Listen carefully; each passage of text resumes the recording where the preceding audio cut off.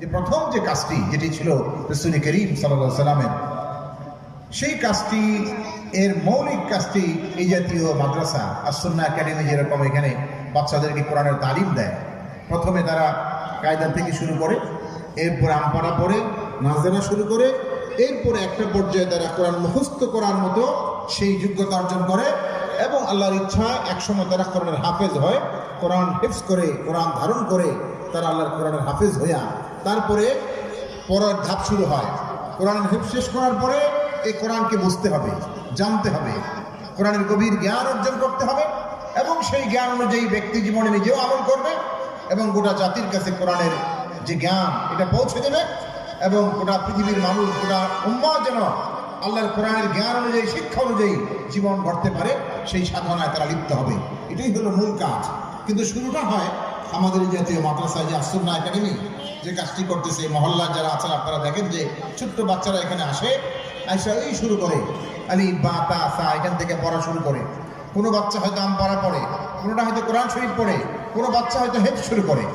দেখেন এই যে সূচনাটা হলো, কোরআনের অক্ষরগুলি তারা শিখতেছে। এই যে ছোট্ট বাচ্চারা যারা কোরআনের এলেম, সরাসরি কোরআনের সাথে সম্পর্কিত যে বিষয়গুলি, এটা যখন শিখে, এদেরকে বলা হয় যারা তালিবুল ইলম, ওহীর জ্ঞান যারা শিক্ষা করে, এদেরকে প্রকৃত অর্থে তালিবুল ইলম বলা হয়। আর কোরআনের জ্ঞান যারা অন্বেষণ করে শিখে, এদের এত শান আর মর্যাদা আল্লাহর কাছে। নবীজি বলছেন যে এরা যদি কোথাও জমিনের উপর দিয়ে হাঁটে, তাহলে আমরা দেখি যে তারা মাটির উপর দিয়ে হাঁটতেছে, পাথরের উপর হাঁটতেছে, কিন্তু নবীজি বলেন যে এদের পায়ের নিচে আল্লাহর ফেরেশতারা তাদের পাখা বিছায় রাখে। এদের প্রতি মর্যাদা দেখানোর জন্য, সম্মান দেখানোর জন্য তাদের পাখাগুলি পায়ের নিচে বিছায় রাখে।